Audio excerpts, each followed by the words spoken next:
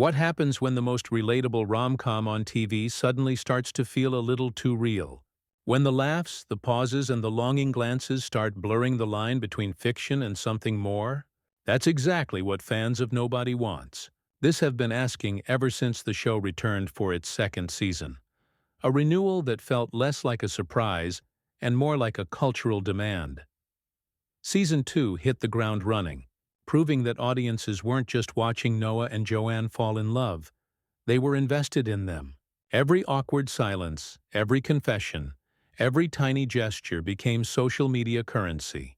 TikTok edits flooded feeds, fan accounts dissected scenes frame by frame, and entire Reddit threads tried to decode what made their chemistry feel so familiar. But what fans didn't see was how close that line between acting and reality really got, and how much of that effortless connection came from what was happening behind the scenes. It started with something completely unexpected: her hands. During a press junket, Kristen Bell laughed about how self-conscious she'd become after fans and reporters kept mentioning her hand placement during kissing scenes. "We did so many interviews about the kiss and my hands," she joked, half embarrassed, half amused. The clip spread everywhere within hours. Fans called it peak Kristen Bell energy. Honest, awkward, and somehow completely endearing. Instead of brushing it off with a rehearsed answer, she leaned right into the moment, making fun of herself the way only she can. It was the kind of unfiltered honesty that makes viewers feel like they know her, not just the character she plays, and that tiny confession, just a few seconds of laughter about something so ordinary, revealed exactly why audiences connect so deeply with Nobody Wants This.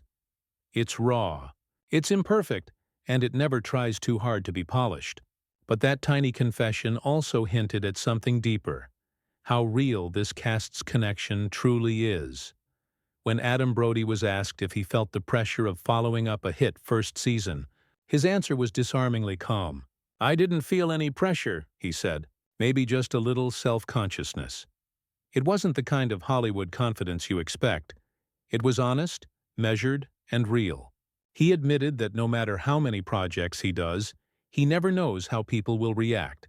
"I just hope for the best. I do projects I'd want to watch," he said. That humility matches the tone of Nobody Wants This perfectly. The show isn't built on grand gestures or exaggerated drama. It thrives on tiny, truthful moments that feel stolen from real life.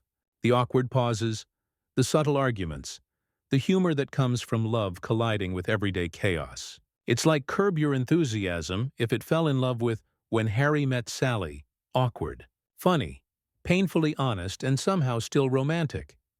At its heart, the show captures what happens after the fairy tale. Those fragile, unpredictable days when love stops being a fantasy and starts being work. The writers don't glamorize it.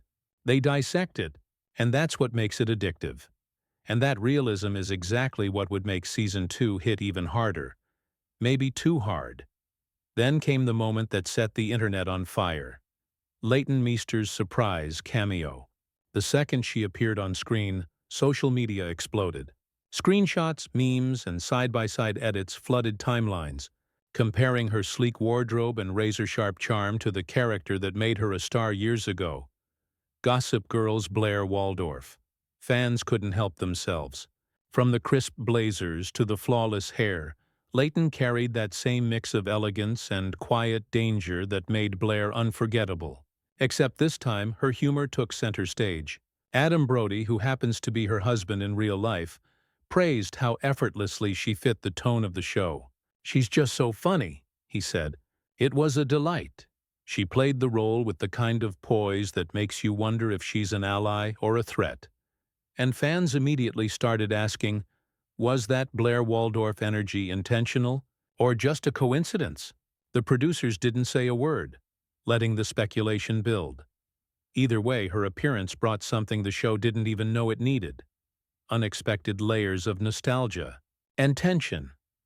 Behind the scenes, the laughter didn't stop when the cameras did. During interviews, Kristen's real-life husband, Dax Shepard, became an unofficial part of the show's mythology, even without ever appearing in it. When asked if he'd ever join the cast, he just grinned and said he was overacting, insisting he preferred talking to people on his podcast instead.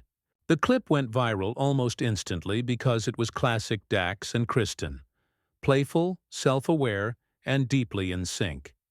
Their off-screen humor gave fans another reason to fall in love with the show. It wasn't just about scripted romance. It was about watching two people who understood the absurdity of trying to balance work, love, and public attention. Their marriage, full of sarcasm and mutual respect, mirrored exactly what nobody wants. This is built on the reality that love is both ridiculous and resilient. That real-life energy bled into every scene, making Noah and Joanne's connection feel even more authentic. But authenticity comes with a price. Because as the second season unfolded, that same chemistry fans adored would soon face its biggest test yet. But what happens when that chemistry has to crumble on screen? No one was ready for the finale. Not the cast, not the fans, not even the writers until the very last minute. The final episodes of Nobody Wants This Season 2 pulled the rug out from under everyone. After all the laughter, the near proposals, the tearful confessions, Noah and Joanne broke up. Viewers weren't ready. Social media erupted in real time, posts full of disbelief, crying emojis, and desperate theories. TikToks with captions like, "This can't be the end," and "They're soulmates, they have to fix this," flooded feeds within hours of release. The breakup wasn't loud or cruel. It was quiet, painful, and achingly real. The kind of split that felt less like TV drama and more like something that had happened to you once. Adam Brody later revealed that the ending wasn't even set in stone until the 11th hour. "The last two episodes were in flux," he admitted. "We saw a few versions. We talked about it a lot." Kristen agreed, explaining that it wasn't about shock value, it was about honesty. Relationships, they said, aren't linear. They don't always crescendo into perfection. Sometimes they stall, sometimes they fracture, sometimes they need distance to find their way back, and that's what made it hit so hard. Fans could see themselves in those messy, uncertain moments. The fear of losing something real, the hope that it might still come back. Yet heartbreak was never the end. Just another beginning. After the emotional chaos of the finale, one question echoed across every fan thread and comment section. What happens next? The heartbreak, the tension, the unfinished promises. It all felt like a setup for something bigger. And according to the cast, it might just be.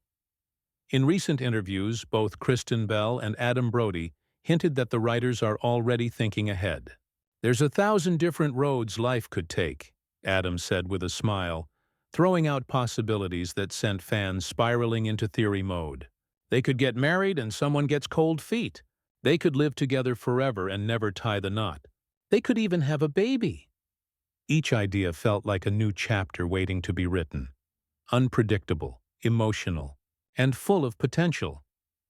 Kristen added that she loves where the story is heading because it mirrors real life. It's messy, it's confusing, but it's honest. That one line, honest, perfectly captures what keeps audiences hooked.